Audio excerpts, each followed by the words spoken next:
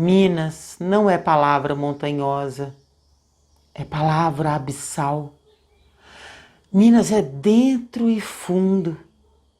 As montanhas escondem o que é Minas. No alto mais celeste, subterrânea, é galeria vertical varando ferro para chegar ninguém sabe onde. Ninguém sabe Minas.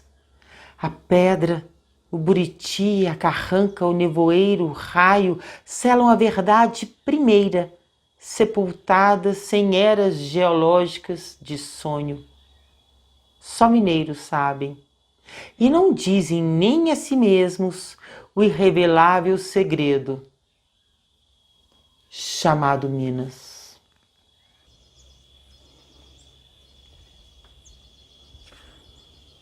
No meio do caminho tinha uma pedra. Tinha uma pedra no meio do caminho. Tinha uma pedra. No meio do caminho tinha uma pedra. Nunca me esquecerei desse acontecimento na vida de minhas retinas tão fatigadas. Nunca me esquecerei que no meio do caminho tinha uma pedra. Tinha uma pedra no meio do caminho. No meio do caminho tinha uma pedra. Quem sabe a transformamos em poesia como Carlos fez. Eu sou Beatriz Mirra, contadora de histórias, escritora, e tenho Carlos como amigo de infância. Claro que não brincamos juntos, mas ele conseguiu preencher a minha vida de poesia, de beleza. E eu fui tentando encontrar alguma coisa que nós tínhamos em comum. Usamos óculos. Não sei se os deles eram tão grossos como os meus, mas ele enxergava tudo que todos enxergam, inclusive eu, porém tinha uma capacidade de enxergar aquilo que nem a nossa imaginação é capaz de conceber. E essa minha admiração por ele começou exatamente dentro de uma biblioteca verde. Papai, me compra a Biblioteca Internacional de Obras Célebres. São só 24 volumes encadernados em percalina verde. É livro demais para uma criança. Compra assim mesmo, pai, eu cresço logo. Quando crescer, eu compro. Agora não. Compra agora, papai. É em percalina verde. Só 24 volumes. Compra. Compra. Compra! Fica quieto, menino. Eu vou comprar. Rio de Janeiro. Aqui é o coronel. Me mande urgente sua biblioteca bem acondicionada, não quero defeito. Se vier com um arranhão, recuso, já sabe. Quero a devolução do meu dinheiro. Sim, senhor coronel, ordens são ordens. Segue a biblioteca pelo trem de ferro, fino caixote de alumínio e pinho. Terminado o ramal, o burro de carga vai levando tamanho universo. Chega, cheirando a papel novo. Mata de pinheiros toda verde. Sou o menino mais rico destas redondezas. Orgulho? Não. Inveja de mim mesmo. Ninguém mais aqui possui a coleção das obras célebres. E tenho de ler tudo. Mas antes de ler, como é bom passar a mão no som da percalina, esse cristal de fluida transparência verde. Verde. Amanhã começo a ler. Agora eu quero figuras. Todas. Templo de Tebas. Osíris, Medusa, Apolo, nu, Vênus, nua. Nossa Senhora! Tem isso nos livros. Depressa a ler as letras, careço ler tudo. A mãe se queixa. Não dorme esse menino, o irmão reclama. Apaga a luz, cretino. O espermacete cai na cama, queima a perna, o sono. Olha que toma essa biblioteca e rasgo toda antes que pegue fogo na casa. Vai dormir, menino! Antes que eu perca a paciência e te dê uma sova. Dorme, filhinho meu, tão doido, tão fraquinho. Mas leio. Em filosofias tropeço, caio. Cavalgo de novo meu verde livro em cavalarias medievo. Me perco em contos, poemas. Me vejo viver. Como te devoro, verde pastagem. Ou antes carruagem de fugir de mim e me trazer de volta a casa a qualquer hora. Um fechar de páginas. Tudo que sei, é ela que me ensina. O que saberei e o que não saberei nunca está na biblioteca. Em verde murmúrios, de flauta percalina. Eternamente. A partir desse momento, eu fui lendo cada vez mais o que o Carlos escrevia e descobri outra coisa em comum que nós tínhamos, a paixão pelo campo. Isso ficou muito claro quando ele falou da sua infância. E era mais ou menos assim. Meu pai montava cavalo e ia para o campo. Minha mãe ficava sentada cozendo. Meu irmão pequeno dormia e eu, menino sozinho entre mangueiras, lia Robinson Crusoe, comprida história que não acaba mais. No meio-dia branco de luz, uma voz que aprendeu a ninar nos longes da senzala chama para o café. Café preto, que nem a preta velha. Café gostoso, café bom. Minha mãe ficava sentada, cozendo, olhando para mim. Shhh, não acorde o menino. Para o berço onde pousou um mosquito e dava um suspiro. Que fundo. Lá longe, meu pai campeava no mato sem fim da fazenda. E eu não sabia que a minha história era mais bonita que a de Robinson Crusoe.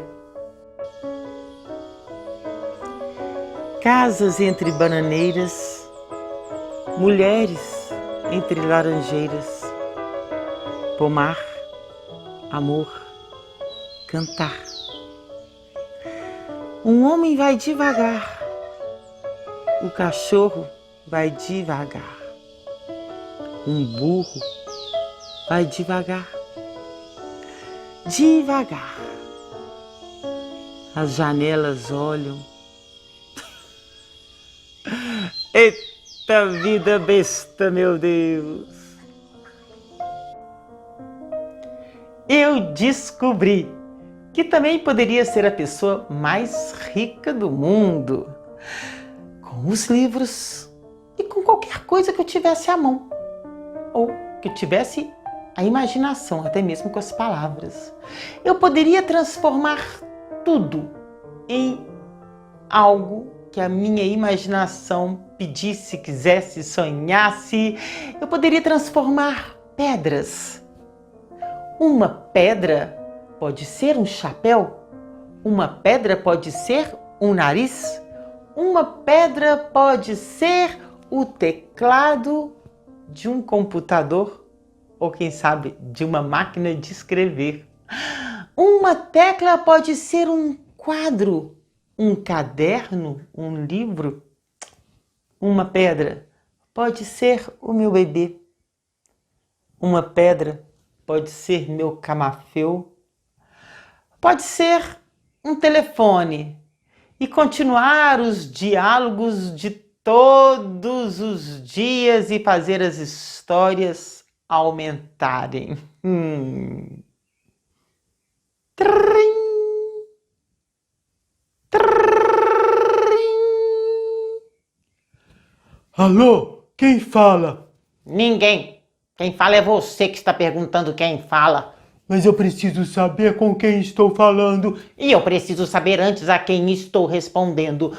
Assim não dá. Faz obséquio de dizer quem fala. Ora, meu amigo, todo mundo fala desde que não seja mudo. Isso eu já sei, não precisava me dizer como novidade. Eu quero saber quem está no aparelho. No aparelho não está em ninguém. Como ninguém, pois se você está falando comigo... Eu estou fora do aparelho. Dentro do aparelho não cabe ninguém. Engraçadinho. Então quem é que está fora do aparelho? Melhorou. Aqui estou eu para servi-lo. Não parece. Se fosse para me servir, já tinha dito quem fala. Meu amigo, nós dois estamos falando. Eu de cá, você de lá, e um não conhece o outro. Claro que não. Se conhecesse, não estaria perguntando. Você é muito perguntador. Note que eu não lhe fiz pergunta alguma. E por que deveria? Pois se foi eu que telefonei. Não perguntei nem vou perguntar. Não me interessa conhecer outras pessoas. Mas podia ficar interessado em responder a quem está telefonando. Estou respondendo. Pela última vez, cavalheiro, e em nome de Deus, quem fala? Pela última vez e em nome da segurança, por que eu tenho de dar essa informação a um desconhecido? Bolas! Bolas e carambolas!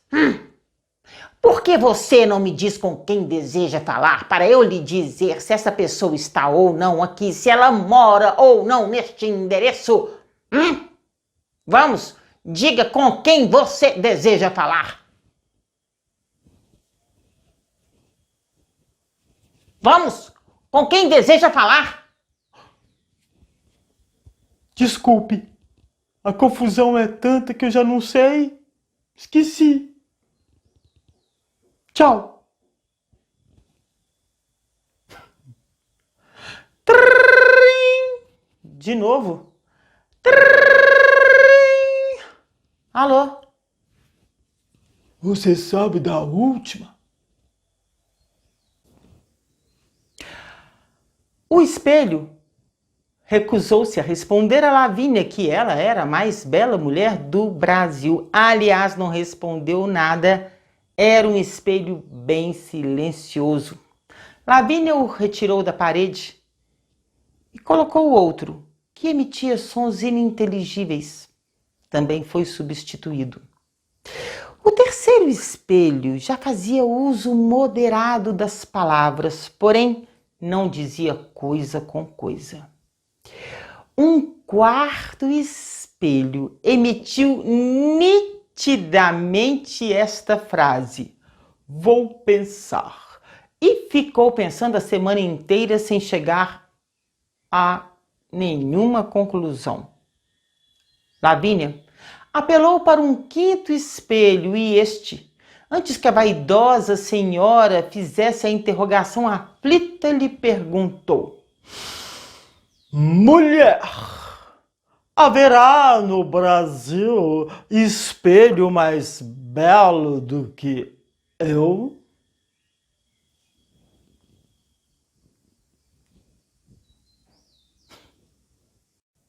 E como Carlos me fez transformar muitas coisas e muito mais, ele também me ensinou a enxergar tantas pessoas como únicas, a ver mulheres como verdadeiras mestras, mulheres comuns, mulheres que eu nunca vi, mas que hoje para mim são uma referência.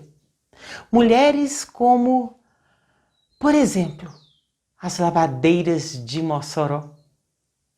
As lavadeiras de Mossoró, cada uma tem a sua pedra no rio, Cada pedra é herança de família que vai passando de mãe a filha, de filha a neta, como passam as águas no tempo.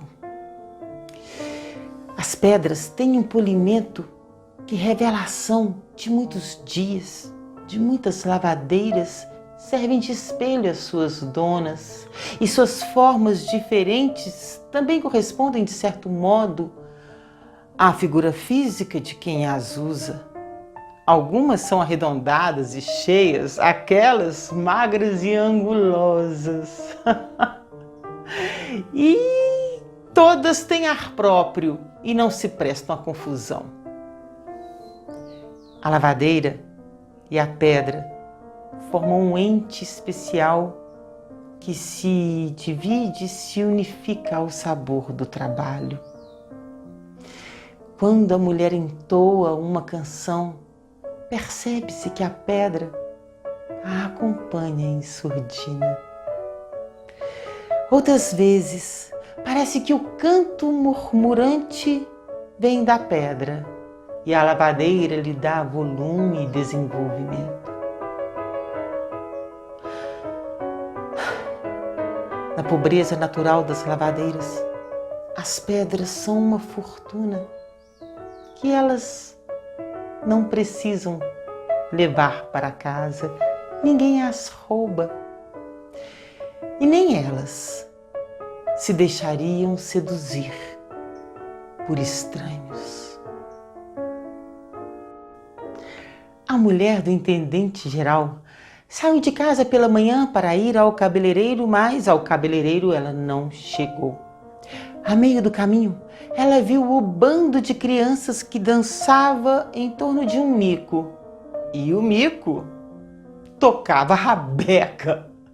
Ela ficou tão encantada diante daquela alegria reinante que resolveu incorporar-se ao grupo, dançando e cantando como todos faziam. E juntou gente na praça.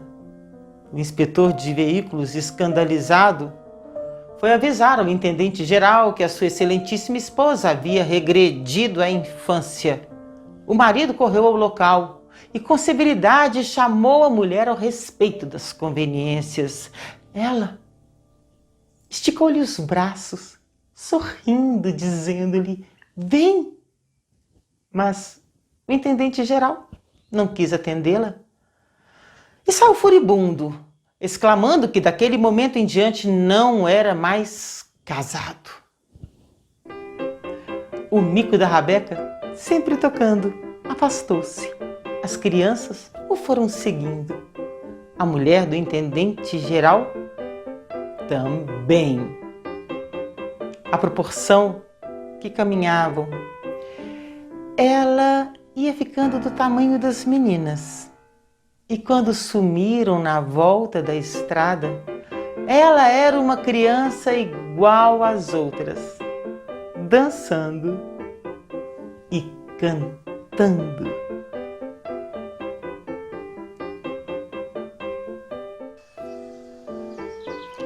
João amava Teresa, que amava Raimundo, que amava Maria, que amava Joaquim, que amava Lili, que não amava ninguém.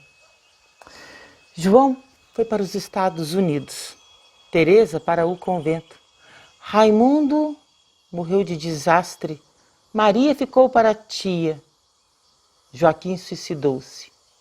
Lili casou com J. Pinto Fernandes, que não tinha entrado para a história. Paulo tinha fama de mentiroso. Um dia chegou em casa dizendo que vira no campo 2 dragões da independência cuspindo fogo e lendo fotonovelas. Sua mãe botou-o de castigo. Mas na semana seguinte, ele veio contando que caíra no pátio da escola um pedaço de lua, todo cheio de buraquinhos feito queijo. Ele provou, tinha mesmo gosto de queijo. Dessa vez não só ficou sem sobremesa, como foi proibido de jogar futebol por 15 dias. Quando ele voltou falando que todas as borboletas da terra passaram pela chácara de Seaeupídia e queriam formar um tapete voador para transportá-lo ao sétimo céu, a mãe o decidiu levar ao médico. Após o exame, doutor Epaminondas abanou a cabeça. Não há nada a fazer, dona Coló. Esse menino é um caso de poesia. Agora você vai me contar uma história de amor, disse o rapaz à moça. Quero uma história em que entrem caravelas, pedras preciosas e satélites artificiais. Pois não? Respondeu a moça que acabara de concluir o mestrado de contador de histórias e estava com a imaginação na ponta da língua. Era uma vez um país onde só havia água. Eram águas e mais águas. O governo e tudo mais se fazia em embarcações atracadas ou em movimento conforme o tempo. Osmundo mantinha uma grande indústria de barcos, mas não era feliz, porque Sertória, objeto dos seus sonhos, recusava-se casar com ele. Osmundo ofereceu-lhe um navio embandeirado que ela recusou. Disse que só aceitaria uma frota de 10 caravelas para si e para seus familiares. Mas ninguém mais sabia fazer caravelas? Era um tipo de embarcação há muito sem uso. Osmundo ofereceu um mau produto que Sertória não aceitou. Enumerando os defeitos, a começar pelas velas latinas, que de latinas não tinham um centavo. O rapaz pensou em afogar-se sem êxito, porque quando chegou no fundo das águas encontrou um cofre cheio de esmeraldas, topázios, rubis, diamantes e tudo mais que você imagina. Voltou à tona para oferecê-lo a Sertória, que virou o rosto. Nada a fazer senão virar um satélite artificial, pensou Osmundo. Mas naquela época os satélites artificiais não tinham sido inventados. E Osmundo teve de continuar como humilde satélite de Sertória, que agora passeava sempre de uma lancha para outra, trazendo amarrado a um cordão de seda com a inscrição Amor Imortal. Acabou. O que significa isso?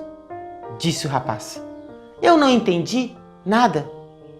E a moça, contadora de histórias, respondeu. Eu também não. Os contos devem ser contados e não entendidos, exatamente como a vida.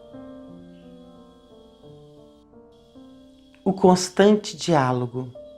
Há tantos diálogos. Diálogo com o ser amado, o semelhante, o diferente, o indiferente, o oposto, o adversário, o surdo-mudo, o possesso, o irracional, o vegetal, o mineral, o inanimado. Diálogo consigo mesmo, com a noite, os astros, as ideias, o sonho, o passado, o mais que futuro. Escolhe teu diálogo. Escolhe tua melhor palavra ou teu melhor silêncio. Mesmo no silêncio e com o silêncio, dialogamos. E eu agradeço por ter tido você aqui comigo, a viajar pela paixão, pela admiração por Carlos. E quem sabe continuar esse diálogo por meio de 3 palavras ou do nosso silêncio.